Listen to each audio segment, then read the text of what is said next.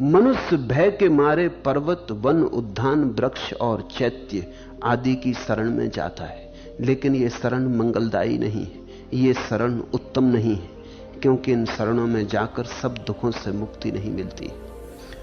बहुम वे शरणम यंति पव्यतानी बनानी चा, आराम रुक्ष चैत्यानी मनुष्या भय तज्जीता। आदमी भय के कारण ही भगवानों की पूजा कर रहा है, भय के कारण उसने मंदिर बनाए, भय के कारण प्रार्थनाएं खोजी। बहुवे शरणम यंती पवत्तानी बनानी चा। कभी वृक्ष की पूजा करता है, कभी पत्थर की पूजा करता है, लेकिन गौर से देखना, कभी मंदिर में मूर्ति रख के पूजा करता है, कभी मस्जिद में बिना मूर्ति के पूजा करता है, लेकिन गौर से देखना, मंदिर में कि मस्जिद में कि गुरुद्वारे में कि चैत्यालय में कि शिवालय में कि गिरजे में आदमी भय के कारण ही घुटने टेके खड़ा है। और बुद्ध कहते हैं जो भय के कारण घुटने टेके खड़ा है वो सत्य को कभी भी ना जान पाएगा। नेतम खो शरणम खेमम नेतम शरणमुत्तमम नेतम शरणमागम सब दुखा पमुच्यति। ये उत्तम शरण नहीं है, ये मंगलदायी शरण नहीं है, क्योंकि इन शरणों में जाकर सब दुखों से मुक्ति नहीं मिलती है। यह सूत्र एक विशिष्ट परिस्थिति में बुद्ध ने कहा। कब गाथा कही उसे समझ लें। कौशल नरेश प्रसेनजित के पिता का अग्निदत्त नामक ब्राह्मण पुरोहित था। जब कौशल नरेश के पिता का देहांत हो गया तब वह कौशल नरेश के सत्कार सम्मान करने पर भी घर बार छोड़कर परिव्राजक बन गया। वह पंडित अग्निदत्त, उसके पांडित्य की कीर्ति तो चारों ओर फैली ही थी। अब इस महात्याग ने तो सोने में सुगंध का काम किया, अतः वह थोड़े ही दिनों में हजारों शिष्यों से घिर गया। वह घूम घूम कर उपदेश देता, तीर्थों की शरण जाओ, पवित्र नद नदियों की शरण जाओ, मूर्ति मंदिरों की शरण जाओ, श्रुति स्मृतियों की शरण जाओ, यज्ञ विधि विधानों की शरण जाओ, ऐसे परम आनंद को उपलब्ध होगे। ऐसी उसकी शिक्षा थी। ना तो स्वयं आनंद को उपलब्ध हुआ था, ना उसे पता था कि आनंद को उपलब्ध होने का क्या मार्ग है। पंडित था बड़ा, शास्त्र पढ़े थे,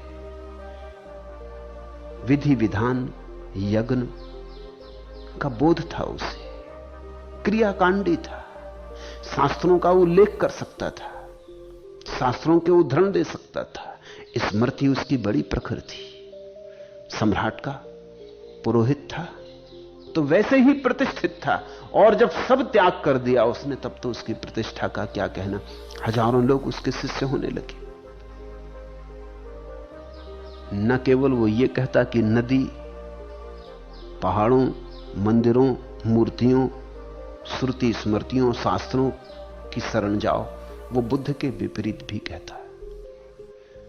बुद्ध के विपरीत कहने का कारण बिल्कुल साफ था, क्योंकि एक तो बुद्ध कहते न कोई ब्राह्मण है, न कोई शूद्र है, न कोई क्षत्रिय, न कोई वैश्य, आदमी बस आदमी है। तो अग्निदत्त को यह बात तो पसंद ना पड़ती, किसी ब्राह्मण को पसंद नहीं पड़ती, जब तक कि ब्राह्मण में थोड़ी समझ ना हो, क्योंकि उसका तो मजा ही यही है कि और कोई ब्राह्मण नहीं, मैं ब्राह्मण। और बुद्ध ने तो बड़ी अनूठी बात कही। बुद्ध ने तो कहा कि सब पैदा होते से शूद्र ही होते, सब शूद्र ही की तरह पैदा होते। ब्राह्मण तो कोई कभी बन पाता है जब ब्रह्म को जानता है। जो ब्रह्म को जान ले वो ब्राह्मण। ब्राह्मण कोई जन्म से नहीं होता, बोध से होता है। तो ब्राह्मणों को तो बहुत बात अखर रही थी। फिर बुद्ध कहते थे शास्त्रों में कुछ भी नहीं है, वेदों में कुछ भी नहीं है, जो है तुम्हारे चैतन्य में, जो है तुम में है। ये बात भी बड़ी अखरने वाली थी। अगर तुम मुसलमान से कहो कि कुरान में कुछ भी नहीं, वो नाराज हो जाएगा। अगर हिंदू से कहो वेद में कुछ नहीं, वो नाराज हो जाएगा। और की तो छोड़ो, अगर तुम बौद्ध से कहो धम्मपद में कुछ भी नहीं, तो वो नाराज हो जाएगा। यद्यपि शास्त्र में कुछ भी नहीं है, जो है तुम्हारे चैतन्य में। और जब तुम्हारे चैतन्य में जगता है तो शास्त्र में भी दिखाई पड़ने लगता है। और जब तक चैतन्य में ना जगे कोई शास्त्र तुम्हें जगा नहीं सकता। तो बुद्ध शास्त्र विरोधी, वर्ण विरोधी, आश्रम विरोधी, क्योंकि बुद्ध ने कहा कि जिसको भी सन्यास लेना है तब वो एक क्षण की देर ना करे। हिंदू तो कहते थे बुढ़ापे में लेना सन्यास। उन्होंने तो आश्रम बांट रखे थे, 25 साल तक ब्रह्मचारी रहो, फिर 25 साल तक ग्रस्त रहो, फिर 25 साल तक वानप्रस्थ रहो, फिर अगर बच रहे 75 साल के बाद अगर बच रहे तो सन्यासी हो जाओ। ऐसा लगता है कि ये तो बहुत मुश्किल था, क्योंकि वैज्ञानिक खोजों से पता चलता है कि पुराने जमाने में, आज से 5000 साल पहले, अधिक से अधिक उम्र तक आदमी 40 साल तक पहुंचता था। कभी कभी कोई इसके पार जाता था, बहुत मुश्किल से इसके पार जाता था। हड्डियां मिली हैं जो अब तक खोजों से, उनमें कभी भी 40 साल से पुरानी हड्डी नहीं मिली। तो यह तो बात बड़ी उलझन की थी। कभी कभी होता था कोई आदमी 80 जीता था, कोई 100 भी जीता था, वो अब भी होता है। अब भी कोई आदमी 80 जीता, कोई 100 जीता है, लेकिन औसत उम्र तो अब भी वहीं अटकी हुई है। हिंदुस्तान में औसत उम्र 34 साल है अभी भी, इतनी वैज्ञानिक औषधियों की खोज के बाद भी। तो औसत उम्र 40 साल से ज्यादा नहीं थी। तो 100 साल का होना तो बड़ी देर की बात थी, बड़ी मुश्किल बात थी। पहले तो 75 के जब तुम हो जाओगे तब सन्यास की आज्ञा थी। तो सन्यासी कौन हो पाता? कोई बिल्कुल बूढ़े ठूढ़े बच गए, अगर जिंदगी ने न मार डाला तो, और वो भी अनिवार्य तो नहीं, क्योंकि मैं 75 साल के लोगों को भी देखता हूं, वो भी अभी सोच नहीं रहे सन्यास की। बुद्ध ने ये धारा तोड़ दी। बुद्ध ने कहा ये सब तो आदमियों को वंचित रखना है, जिसको जब सन्यासी होना हो। अगर 10 साल का बच्चा सन्यासी होना चाहता तो बुद्ध ने कहा मैं सन्यास दूंगा, क्योंकि कौन तय कर सकता है कि कल वो बचेगा कि नहीं। मेरे से लोग आके पूछते हैं कि आप छोटे बच्चे को सन्यास दे देते हैं। मैं कहता हूं सवाल यह है कि अगर वो कल बचेगा इसका पक्का हो तो कल दे देंगे, लेकिन कल का कुछ भी पक्का नहीं, परसों का कुछ भी पक्का नहीं है। समय तो यूं बहा जा रहा है और कभी भी मौत आ सकती है।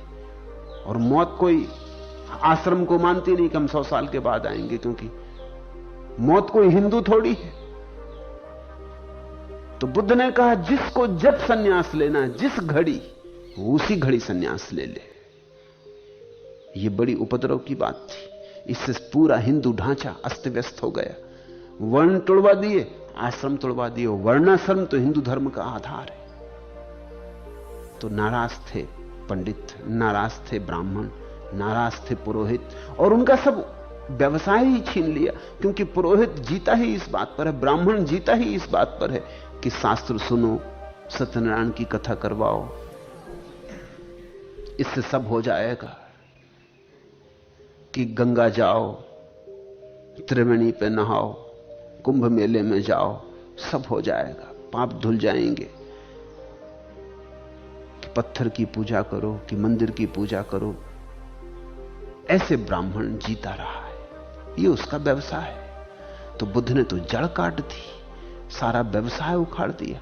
बुद्ध कहते हैं अपने भीतर जाओ। अपने भीतर जाने के लिए किसी पुरोहित की कोई जरूरत नहीं।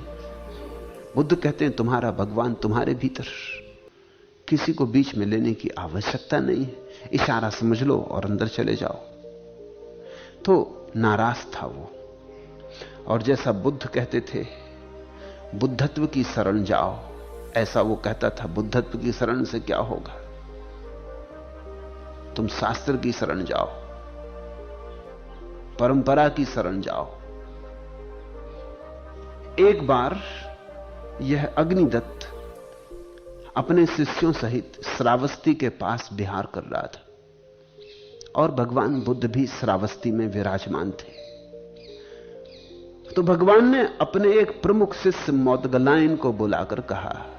मोदगलायन भगवान के जीवित जी संबोधि को उपलब्ध हो गया था, वो परम ज्ञान को उपलब्ध हो गया था। तो उन्होंने मोदगलायन को बुला के कहा कि जाओ इस बेचारे अग्निदत्त को भी जगाओ, फिर अगर जरूरत पड़ी तो मैं भी आऊंगा।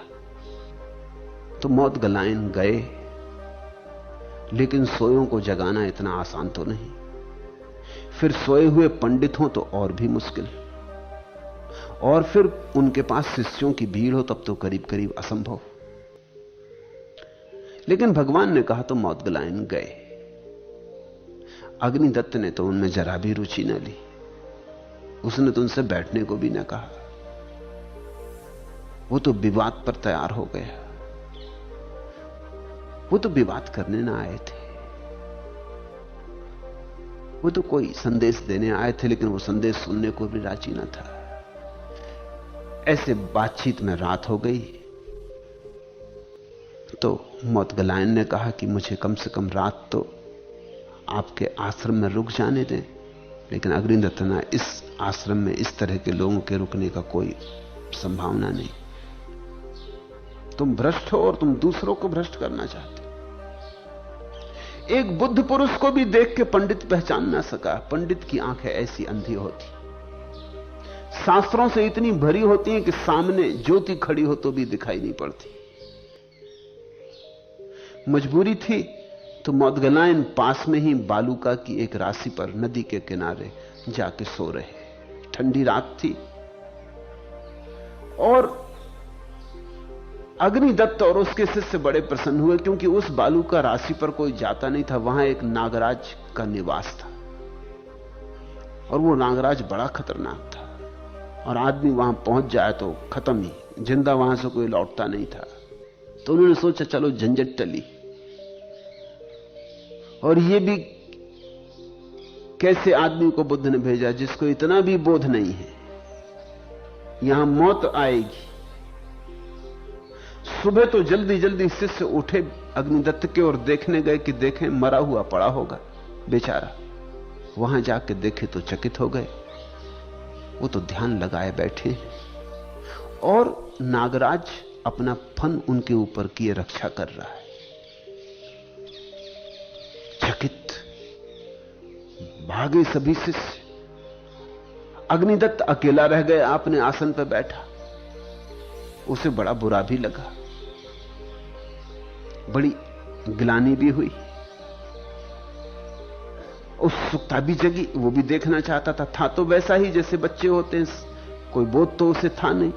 उत्सुकता कुतूहल वो भी पीछे से आया, चुपचाप आके देखा। हुआ चमत्कृत। मौत गलायन को देखकर जो जरा भी प्रभावित न हुआ था, वो भी इस चमत्कार को देख के प्रभावित हुआ। मूढ़ों के प्रभावित होने के अपने ढंग होते। सारे शिष्य मौत गलायन के चरणों में गिर पड़े। खैर अग्निदत्त इतना हिम्मत तो नहीं किया, लेकिन दुखी बहुत हुआ, नाराज भी बहुत मन में हुआ कि ये शिष्य उसके चरण में झुक रहे हैं। तभी बुद्ध का आगमन हुआ।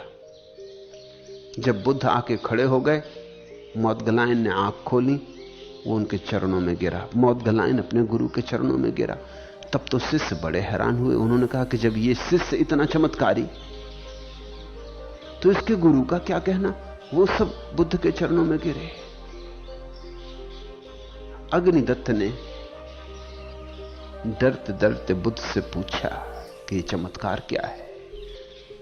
बुद्ध ने कहा कि ये चमत्कार, दूसरी तरफ से सोचो, इससे भी बड़ा चमत्कार हुआ कि तुम मनुष्य हो और न पहचान सके, और सर्प ने पहचान लिया। इधर सोचो, आदमी कैसा गया बीता हो सकता। पशु पहचान लेता कभी कभी, क्योंकि पशु निर्मल होता, निर्दोष होता। पशु को न तो वेद मालूम है, न पुराण मालूम है, न पशु हिंदू है, न मुसलमान है, न ईसाई है। पशु सरल है। ये नाग भी पहचान सका। ये तरंग जो मौत गलायन के आसपास है, ये नाग भी पहचान सका। और अक्सर नाग पहचान लेते हैं। इस बात को तुम चमत्कार ही मत समझना। ये कोई पहली दफे घटी घटना नहीं है। ये भारत में बहुत दफे घटी, बहुत से जैन तीर्थंकरों के साथ घटी, ये बहुत बार घटी है। नाग में कुछ खूबियां हैं। तुम चकित होगे ये बात जान के कि वैज्ञानिक कहते हैं कि नाग के पास कान नहीं होता। इसलिए पहले तो वैज्ञानिक बहुत हैरान हुए थे ये बात जान के कि जब मदारी अपनी तुरही बजाता है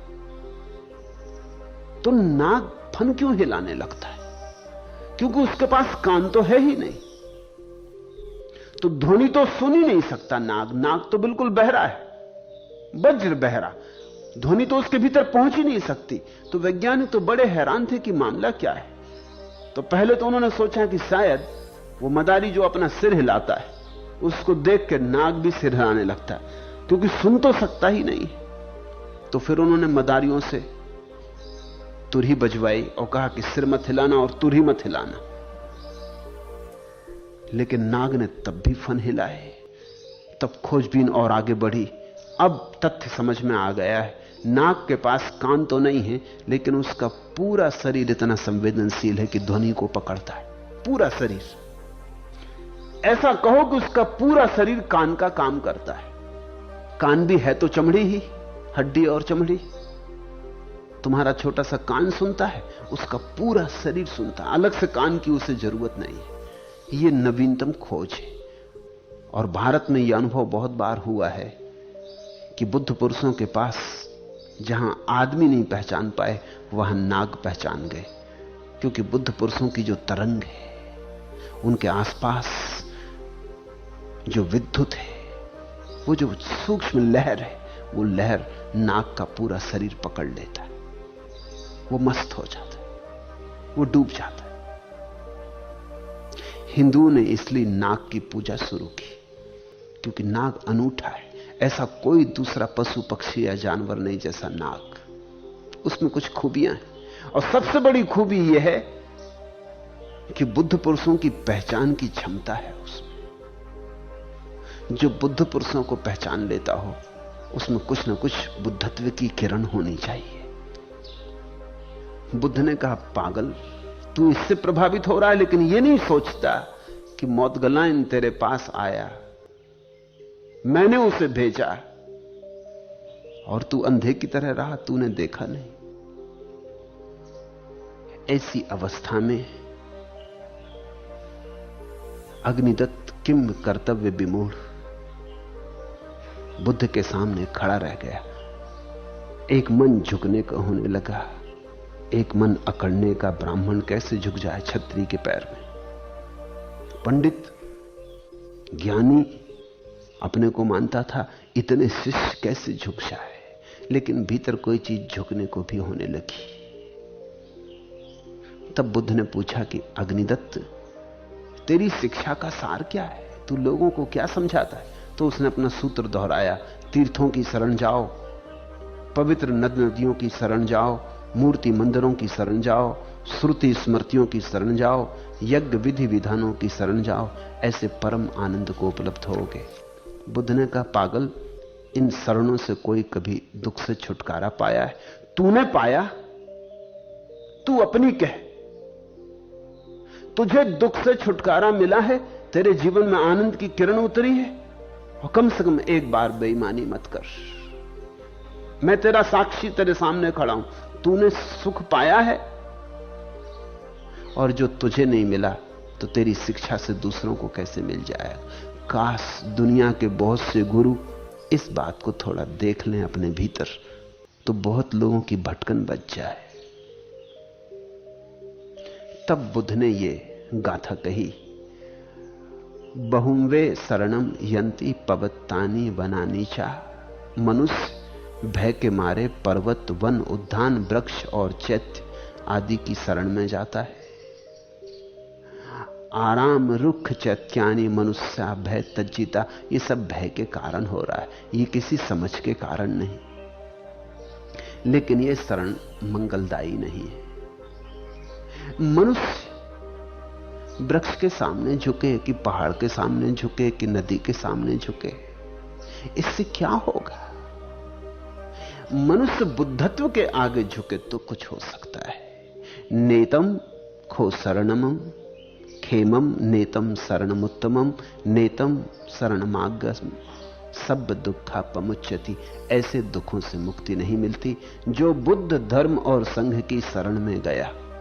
जो जागे हुओं की शरण में गया, जो जागे हुओं के समूह की शरण में गया, और जो जागने के परम सूत्र धर्म की शरण में गया, जिसने आर्य सत्यों को सम्यक प्रज्ञा से देख लिया, जिसने दुख, दुख की उत्पत्ति, दुख से मुक्ति और मुक्तिगामी आर्य आसांगिक मार्ग को देख लिया, वही सच्ची शरण गया।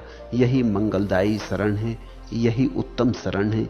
इसी शरण को प्राप्त कर सभी दुखों से मुक्त हुआ जा सकता है। योचा बुद्धम चा धम्मम चा संघम चा शरणम गतो चत्तारी अरिय सच्चानी संपंजाय पश्यति। जो बुद्ध, संघ, धर्म की शरण गया, जिसने 4 आर्य सत्यों को प्रज्ञा से पहचाना, बोध से पहचाना। दुखम दुख समुपादम दुखस्य चा अतिकमम, कि दुख है, कि दुख से मुक्ति है, कि दुख की उत्पत्ति का कारण है, कि दुख से उत्पन्न हुई अवस्था से पार जाने के लिए अष्टांगिक मार्ग है। दुखम दुख समुपादम दुखस्य चा अतिकमम अर्यंच ठंगिक मग्गम दुख समगामिनम एतम खो शरणम खेमम एत शरण मुत्तमम। यह है ऊंची शरण, यह है झुकने योग्य झुकना, यह है समर्पण का द्वार। एतम शरण मार्गम सब दुखा पमुज्यति। और तुझसे मैं कहता अग्निदत्त कि ऐसा करके कोई सब दुखों के पार हो जाता है, आनंद को उपलब्ध होता है। जो 8 बुद्ध ने आर्य अष्टांगिक मार्ग कहा है, उस संबंध में थोड़ी सी बात समझ लेनी चाहिए। पहला सूत्र है 8 अंगों में सम्यक दृष्टि। जो है वही देखना, जैसा है वैसा ही देखना, अन्यथा न करना, कोई धारणा बीच में न लानी, कामना वासना धारणा को बीच में न लाना। जो है जैसा है वैसा ही देखना। अब ये अग्निदत्त बुद्ध के सामने खड़ा है, लेकिन जो है जैसा है वैसा नहीं देख रहा। सोचता है ये क्षत्रिय है, सोचता है ये वेद विरोधी है। ये धारणाएं। नागराज पहचान सके मौदगलायन को, और अग्निदत्त चूक गया। कैसे चूका होगा? धारणाओं के कारण। काश धारणाओं को हटाकर, धारणाओं के मेघों को हटाकर देखता तो जो था वो उसे भी दिखाई पड़ जाता। इसको कहते सम्यक दृष्टि। दूसरा है सम्यक संकल्प। हट मत करना। अक्सर लोग हट को संकल्प मान लेते और हठी आदमी को कहते हैं संकल्पवान। जिद्दी को संकल्पवान कहते। जिद्द को, हट को संकल्प मत मान लेना। जिद्द तो अहंकार है, संकल्प में कोई अहंकार नहीं होता। हठ और संकल्प में यही फर्क है। हठ में असली मुद्दा अहंकार का है। आदमी कहता है ऐसा करके दिखाऊंगा, ऐसा करके रहूंगा। क्या कर रहा है इसकी बहुत फिक्र नहीं है, लेकिन यह अहंकार का दावा है कि ये करके रहूंगा, नहीं कर पाया, बड़ी ग्लानि हो जाएगी। धन में रस नहीं है, लेकिन धनी होकर दिखाना है। पद में रस नहीं है, लेकिन पदवान होकर दिखाना है। कुछ करके दिखाना है। ये जो बात है, ये असम्यक संकल्प है। बुद्ध कहते हैं सम्यक संकल्प का अर्थ होता है जो करने योग्य है वो करना है, और जो करने योग्य है उस पर पूरा जीवन दांव पर लगा देना है, लेकिन किसी अहंकार के कारण नहीं, वो करने योग्य है इसलिए। तीसरा है सम्यक वाणी। जो है वही कहना, जैसा है वैसा ही कहना, अन्यथा नहीं, बदल के नहीं, ऊपर कुछ भीतर कुछ, ऐसा नहीं। क्योंकि अगर तुम सत्य की खोज में चले हो तो पहली तो शर्त पूरी करनी पड़ेगी कि तुम सच्चे हो जाओ। जो सच्चा हो गया है सत्य का उसी से संबंध जुड़ेगा, जो झूठा है उससे सत्य का संबंध न जुड़ सकेगा। मैंने सुना है एक छोटा बच्चा घर में आए मेहमानों से बोला, आप सब यहां मरने के लिए आए हैं क्या अंकल? 4 वर्षीय राजू की यह बात सुन के सब मेहमान हैरान रह गए। दादी ने तो बहुत डांटा राजू को और कहा कि ये क्या बोल रहा है।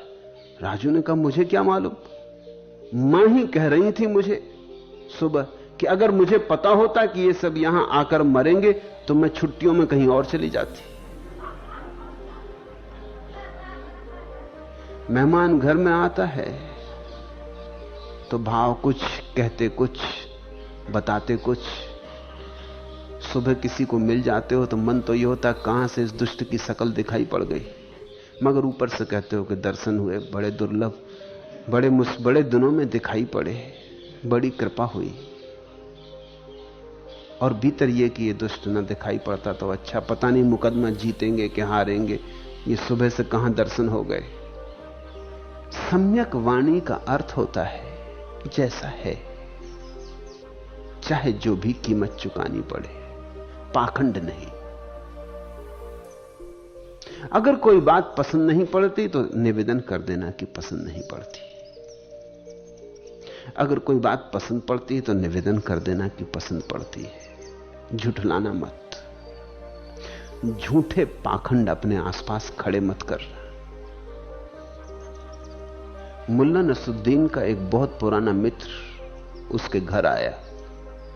तपाक से मुल्ला उठा, पहले हाथ से हाथ मिलाया, फिर गले से गले मिला, फिर प्रसन्नता के अतिरेक में उसे गोद में उठा के ड्राइंग रूम तक लाया।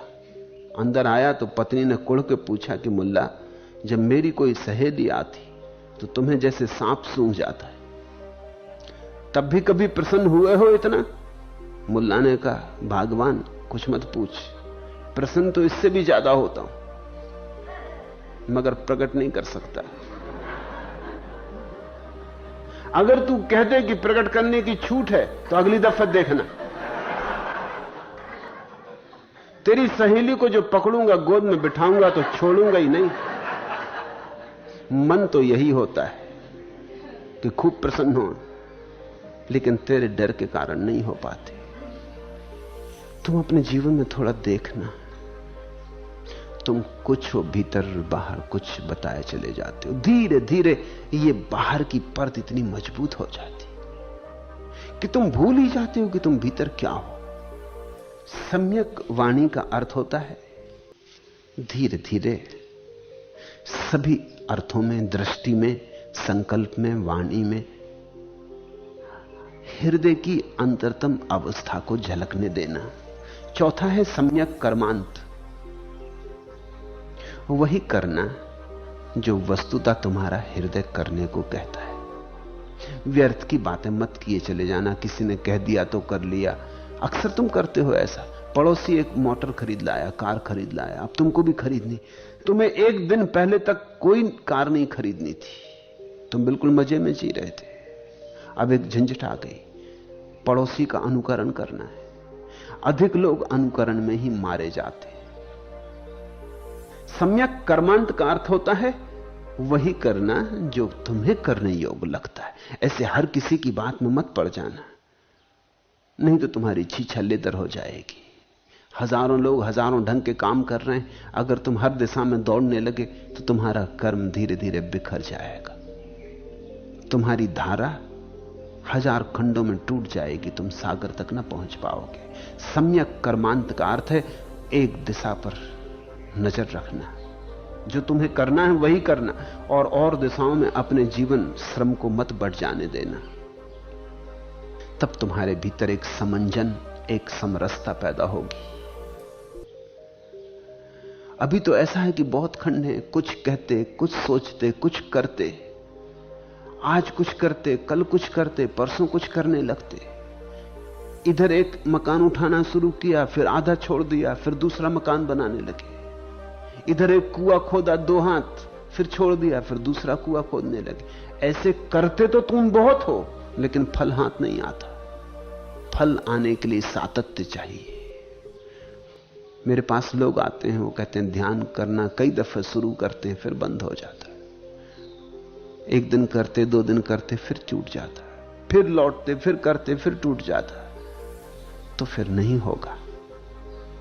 जीवन में एक सातत्य, एक संकल्प जो चुना है करने के लिए, उसे करते रहने की धीरज, प्रतीक्षा, सहिष्णुता।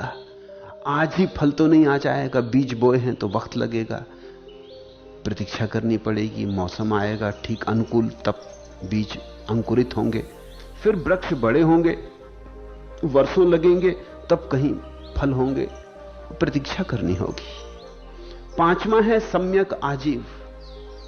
बुद्ध कहते हैं हर किसी चीज को आजीविका मत बना लेना। अब कोई आदमी कसाई बन के अपनी रोटी कमा रहा है, यह भी कोई कमाना हुआ? रोटी ही कमानी थी, हजार ढंग से कमा सकते थे, कसाई होने की क्या जरूरत थी?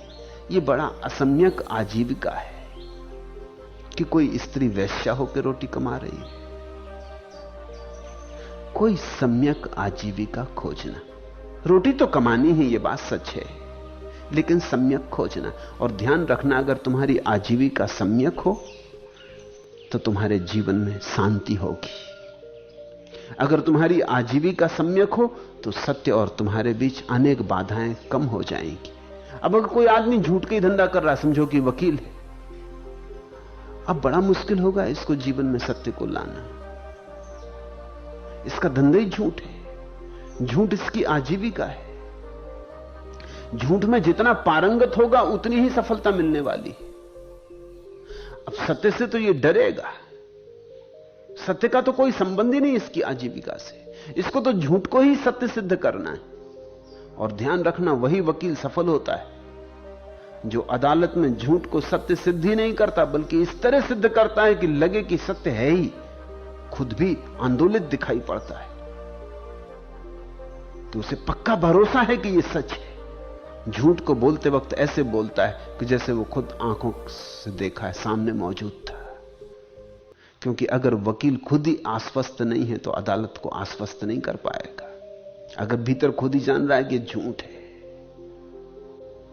तो झूठ की खबर मिलती रहेगी, उसके चेहरे से, ढंग से जानेगा कि मामला तो हार ही है, जीतना मुश्किल है, तो उदास होगा, प्रफुल्लता ना होगी, बल ना होगा, वाणी में प्रभाव ना होगा। सम्यक आजीविका का अर्थ है सृजनात्मक आजीविका। ऐसी कुछ आजीविका चुनना जो तुम्हारे जीवन को परमात्मा की तरफ ले जाने में सृजनात्मक हो, विध्वंसात्मक ना हो। छठवां है सम्यक व्यायाम।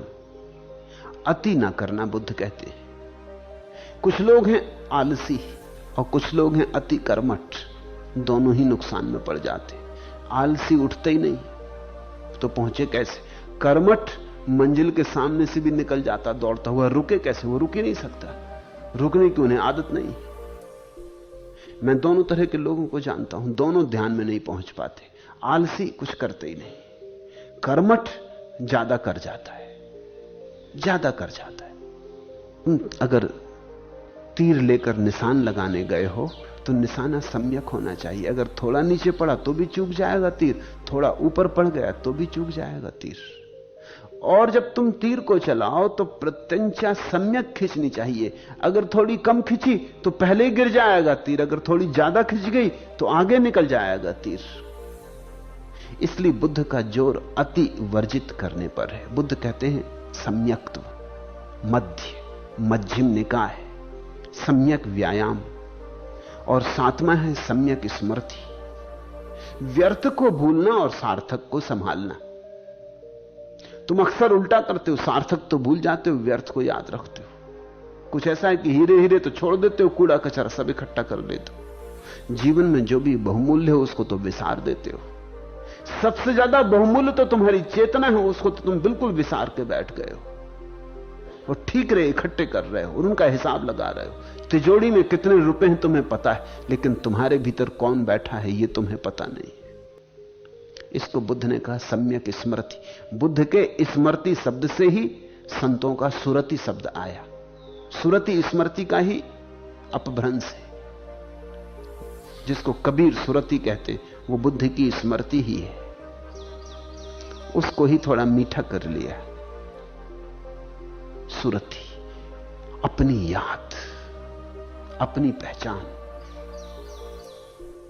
और आठवां है सम्यक समाधि। बुद्ध समाधि में भी कहते हैं सम्यक ख्याल रखना। क्यों? क्योंकि ऐसी भी समाधियां हैं जो सम्यक नहीं है, जड़ समाधि। एक आदमी मूर्छित पड़ जाता है, इसको बुद्ध सम्यक समाधि नहीं कहते। ऐसा आदमी गहरी निद्रा में पड़ गया, बेहोशी में। मन के तो पार चला गया, लेकिन ऊपर नहीं गया, नीचे चला गया। मन तो बंद हो गया, क्योंकि गहरी मूर्छा में मन तो बंद हो जाएगा, लेकिन यह बंद होना कुछ काम का ना हुआ। मन बंद हो जाए और होश भी बना रहे। मन तो चुप हो जाए, विचार तो बंद हो जाएं, लेकिन बोध न खो जाए। 3 स्थितियां हैं मन की: स्वप्न, जागृति, सुसुप्ति।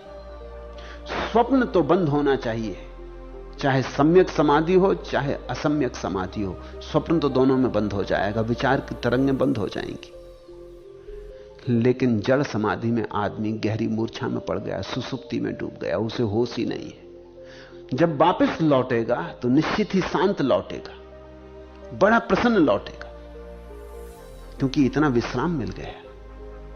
लेकिन यह कोई बात न हुई, ये तो नींद का ही प्रयोग हुआ, ये तो योग तंद्रा हुई। असली बात तो तब घटेगी जब तुम भीतर जाओ और होश पूर्वक जाओ। तब तुम प्रसन्न भी लौटोगे, आनंदित भी लौटोगे और प्रज्ञावान होकर भी लौटोगे। तुम बाहर आओगे, तुम्हारी ज्योति और होगी, तुम्हारी प्रभा और होगी, तुम्हारे चारों तरफ रोशनी होगी, तुम्हारे चारों तरफ जीवन में सुगंध होगी। ऐसा समझो कि एक आदमी को हम स्ट्रेचर पर लिटा लें, क्लोरोफॉर्म दे दें और फिर बगीचे में घुमा दें। निश्चित ही उसकी नाक तो काम कर ही रही है, फूलों की गंध भी उसको भीतर जाएगी, उसे पता नहीं चलेगा। और वृक्षों की ताजी हवा भी उसको लगेगी, शीतल भी होगा, उसे पता नहीं चलेगा। फिर जैसे जैसे वो होश में आने लगे, हम जल्दी उसे बगीचे के बाहर ले जाएं। आंख खोल के वो कहेगा अच्छा लगा, कुछ कुछ भनक याद आएगी, ताजा था, सुगंध थी, मगर ज्यादा कुछ पकड़ में ना आएगी। और किस रास्ते गया और किस रास्ते लौटा ये भी पता नहीं होगा। फिर खुद ना जा सकेगा, अगर उसको तुम छोड़ दो जाने को तो खुद ना जा सकेगा, रास्ते का पता नहीं। 2 तरह की समाधियां हैं, जड़ समाधि। आदमी गांजा पी के जड़ समाधि में चला जाता, अफीम खा के जड़ समाधि में चला जाता, मारिजुआना, LSD, मेस्कलिन, इनको लेके जड़ समाधि में चला जाता। अभी पश्चिम में जड़ समाधि का खूब प्रभाव चल रहा है, भारत में तो रहा ही बहुत दिनों से। गंजेड़ी, भंगेड़ी, सब तरह के साधु सन्यासी तुम्हें मिल जाएंगे, वो जड़ समाधियां हैं। बुद्ध ने उनका बड़ा विरोध किया। बुद्ध ने कहा यह भी कोई बात है, माना कि सुख मिलता है, इसमें कोई शक नहीं। तुमने भी अगर भंग खा के डूब गए मस्ती में तो सुख मिलता है, गांजे की दम लगा ली तो डूब गए, एक तरह का सुख मिलता है। शराब भी इसी तरह के सुख को देती। भूल गए सब, डूब गए अपने में, मगर ये डुबकी नींद की है, ये कोई डुबकी हुई, ये कुछ मनुष्य योग हुआ। ऊपर उठो, जागते हुए भीतर जाओ, दिया लेकर भीतर जाओ, मसाल लेकर भीतर जाओ, ताकि सब रास्ता भी उजेला हो जाए और तुम्हें पता भी हो जाए, तो जब जाना हो तब चले जाओ और तुम फिर किसी चीज पर निर्भर भी ना रहोगे। तो तुमने देखा हिंदू साधु सन्यासी तुम्हें मिल जाएंगे कुंभ के मेले में, दम लग रही, सत्संग हो रहा, दम मारो दम, सत्संग हो रहा, ब्रह्मचर्चा चल रही। ये कुछ नई बात नहीं है, इस मुल्क में 5000 साल से चल रही है। ये सब समझते हैं कि ये सब शंकर जी के शिष्य बम भोले। इसका बुद्ध ने बहुत विरोध किया, क्योंकि बुद्ध ने कहा कि असली ही बात चूकी जा रही है। असली बात है जागृत होकर आनंद को उपलब्ध हो जाना। उसको उन्होंने सम्यक समाधि कहा। यह आर्य अष्टांगिक मार्ग। बुद्ध कहते हैं 4 आर्य सत्य हैं। दुख है, दुख की उत्पत्ति है, दुख से मुक्ति है और मुक्तगामी आर्य अष्टांगिक मार्ग है। ये 8 अंग हैं उस दुख मुक्ति के लिए। ऐसी ये 2 गाथाएं ये महत्वपूर्ण हैं, इन पर खूब ध्यान करना।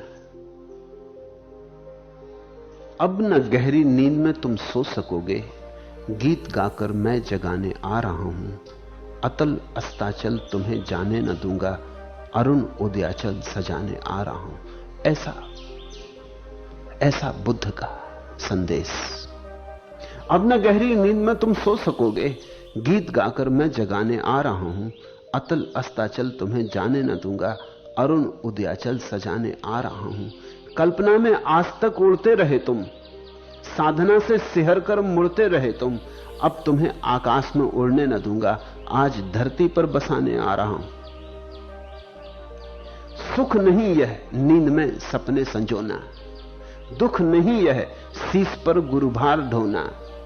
फूल तुम जिसको समझते थे अभी तक, फूल मैं उसको बनाने आ रहा हूं। देखकर मझधार को घबरा न जाना, हाथ ले पतवार को घबरा न जाना। मैं किनारे पर तुम्हें थकने न दूंगा, पार में तुमको लगाने आ रहा हूं। तोड़ दो मन में कसी सब श्रृंखलाएं, तोड़ दो मन में बसी सब संकीर्णताएं। बिंदु बनकर मैं तुम्हें ढलने न दूंगा, सिंधु बन तुमको उठाने आ रहा हूं। तुम उठो धरती उठे, नभ सिर उठाए। तुम चलो गति में नई गति झंझनाए। विपथ होकर मैं तुम्हें मुड़ने न दूंगा, प्रगति के पथ पर बढ़ाने आ रहा हूं। अब न गहरी नींद में तुम सो सकोगे, गीत गाकर मैं जगाने आ रहा हूं। अतल अस्ताचल तुम्हें जाने न दूंगा, अरुण उदयाचल सजाने आ रहा हूं। आज इतना ही।